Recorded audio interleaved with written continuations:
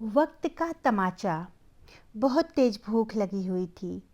थोड़ी भी आहट सुनाई देती तो झट से नज़र अपने आप दरवाजे पर चली जाती शीला जी की। बेटा, बहू और परिवार के सभी लोगों ने खाना खा लिया था, लेकिन आज बहू ने उनको खाना नहीं दिया। वैसे भी शीला जी को डाइनिंग टेबल पर सबके साथ बैठकर खाना खाने की इजाज़त नहीं थी, तो वो हमेशा की तरह अपने कमरे में बैठकर खाने का इंतज़ार कर रही थी। अब तो रात के 11 बज गए, लेकिन बहू अंशिका ने उन्हें अभी तक खाना नहीं दिया। तो वो कमरे से बाहर आईं। देखा तो अंशिका हॉल में सोफे पर लेटी हुई टीवी देख रही है। फिर शीला जी बोली, बहू, लगता है तुम भूल गई, आज मुझे खाना नहीं दिया। अंशिका मुंह बनाते हुए बोली, माँ जी, भूली नहीं हूँ, आज खाना खत्म हो गया है। शीला जी धीरे स्वर में बोली, बहू, क्या एक भी रोटी नहीं बची? मुझे बहुत तेज भूख लगी है। भूख के कारण मुझे नींद नहीं आ रही है। कुछ तो बचा होगा रसोई में, वही दे दो। अंशिका बोली, आज तो कुछ नहीं बचा, सारा खाना खत्म हो गया है। शीला जी कुछ सोचते हुए बोली, अच्छा, कुछ सुबह का हो तो वही दे दो। इस पर अंशिका छल्लाते हुए बोली, माँ जी, आपको कुछ भी नहीं मिलेगा। आज दोपहर में आपने मेरी माँ का इतना अपमान किया और अब मुझसे ही खाना मांग रही हैं। आपको शर्म नहीं आती? खाना मांगते हुए आपकी हिम्मत कैसे हुई मेरी माँ को कुछ बोलने की? शीला जी बोली, अच्छा, तो ये बात है कि मेरी बातें तुम्हें अच्छी नहीं लगीं, इसीलिए तुम जानबूझकर मुझे खाना नहीं देना चाहती हो। ये क्यों बोल रही हो कि खाना बचा ही नहीं है? आज तक कभी ऐसा नहीं हुआ जो रसोई में खाने के लिए कुछ भी न बचा हो। कहते हुए उनकी आवाज़ भारी हो गई थी। बहू गुस्से में गई और रसोई में ताला लगाकर बोली, आप मुझसे बहस मत कीजिए। बड़े ही रोब से अपने पति को आवाज़ लगाते हुए बोली, सुन रहे हैं? यहाँ आकर देखिए, आपकी माँ मुझसे खाना मांग रही हैं। उनका बेटा नवीन तमतमाते हुए आया और बोला, तुम्हें तो माँ कहते हुए भी शर्म महसूस होती है। तुमने आज ऐसी घटिया हरकत की है जिससे तुम्हें खाना देना तो दूर, तुमसे कोई बात ही ना करे। तुम्हारा दिमाग और जुबान दोनों कुछ ज़्यादा ही चलता है। तो फिर भुगतो। जब तक तुम मेरी सास से माफ़ी नहीं मांगोगी, तब तक तुम्हें खाना नहीं मिलेगा। मेरे घर में तुमने आज मेरी ही सास का अपमान किया है, इसीलिए सबसे पहले मेरी सास के पैर पकड़कर माफ़ी मांगो, तभी तुम्हें रोटी मिलेगी। बेटे की बात सुनकर शीला जी सन्न रह गईं। कुछ दिनों से बहू की माँ घर पर आई हुई थी।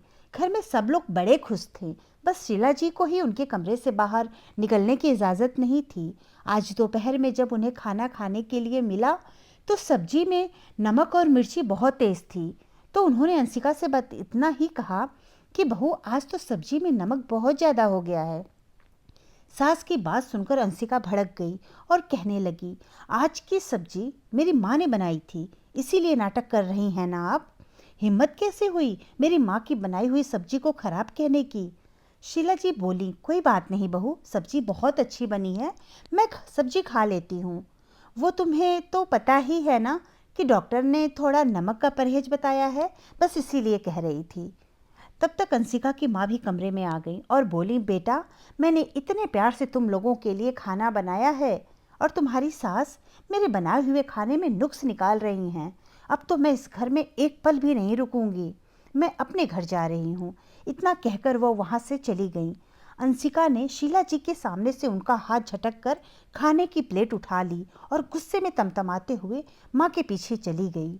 बेचारी शीला जी दोपहर में भी खाना नहीं खा पाई। बेटा और बहू शीला जी के पीछे पड़ गए कि आप उनसे माफ़ी मांगो, आपने उनका अपमान किया है। शीला जी को समझ में नहीं आ रहा था कि उन्होंने ऐसा कौन सा गुनाह कर दिया है जो बेटा बहू उन्हें समधन के पैर छूकर माफ़ी मांगने के लिए बोल रहे हैं। फिर वो चुपचाप अपने कमरे में चली गई। उन्होंने फिर किसी से एक शब्द भी नहीं कहा और नहीं खाना मांगा।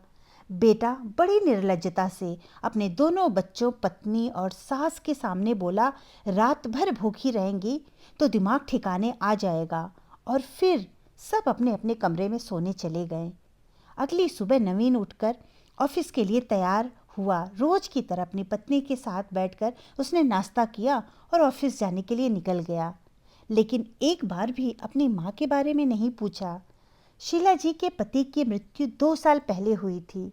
शीला जी के पति भावेश जी एक छोटी सी नौकरी करते थे।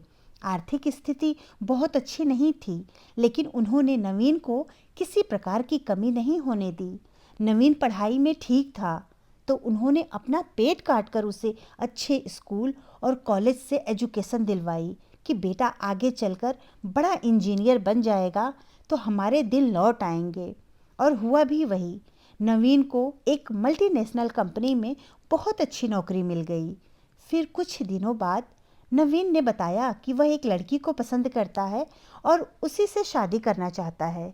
शीला जी और भावेश जी ने खुशी खुशी दोनों की शादी करवा दी।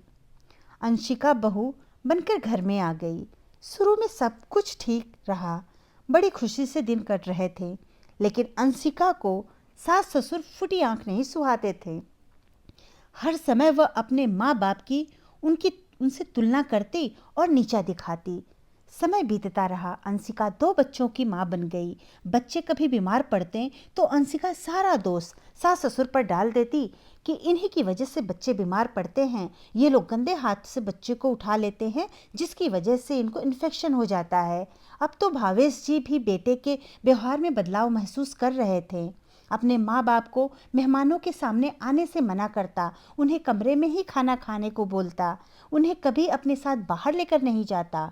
एक दिन अचानक रात में भावेश जी की तबीयत खराब हुई और वो इस दुनिया को छोड़कर चले गए। पिता के मृत्यु के बाद नवीन का व्यवहार शीला जी के प्रति एकदम बदल गया। वह अपनी माँ से सीधे मुंह कभी बात भी नहीं करता। शीला जी उसके लिए एक बोझ से ज़्यादा कुछ नहीं थी। ऑफिस में दोपहर के बाद अचानक से नवीन का फ़ोन बजने लगा। उसकी पत्नी अंशिका का फ़ोन था। वह घबराई हुई कहने लगी, सुनो, तुम्हारी माँ कमरे में नहीं है। अभी काम वाली बाई आई तो वह पूछने लगी कि अम्मा जी दिखाई नहीं दे रही हैं। तब मैंने पूरे घर में उन्हें देखा, लेकिन वह कहीं भी दिखाई नहीं दे रही हैं। पता नहीं वह कहाँ चली गई। नवीन झल्लाते हुए बोला, पता नहीं कब इस बला से छुटकारा मिलेगी। अरे गई होंगी कहीं रोटी मांग कर खाने के लिए और हमारी बुराई करने के लिए। तुम चिंता मत करो, शाम तक वो धक्के खाकर वापस आ ही जाएंगी। शाम हो गई, फिर भी उसकी माँ घर वापस नहीं आई और न ही नवीन ने उन्हें ढूंढने की कोशिश की और नहीं तो खुश होकर बोला, चलो बहुत बड़ी मुसीबत से छुटकारा तो मिला। दिन भर घर में बैठकर बकवास करती और खाना खाती रहती। नवीन यह भी भूल गया था कि वह उस माँ के बारे में बोल रहा था जिस माँ ने उसे जन्म दिया था। उस माँ ने ही उसे पाल पोस कर इस काबिल बनाया था, तभी वह आज इतनी बड़ी बड़ी बातें कर पा रहा था। शीला जी को खुद ही घर छोड़कर चली गई थी। उसकी खुशी का कोई ठिकाना नहीं था। बेटा और बहू आनंद में जीवन व्यतीत करने लगे। सब कुछ बहुत बढ़िया चल रहा था। बच्चे धीरे धीरे बड़े हो रहे थे और नवीन का काम भी अच्छा चल रहा था। वह अपनी पत्नी और बच्चों के साथ हंसी खुशी जीवन व्यतीत कर रहा था। देखते ही देखते 4 साल बीत गए। फिर अचानक एक दिन नवीन के ऑफिस में कुछ रुपयों का घोटाला हो गया। कंपनी के मैनेजर ने सारा इल्ज़ाम नवीन पर लगा दिया था। शेष कहानी भाग 2 में।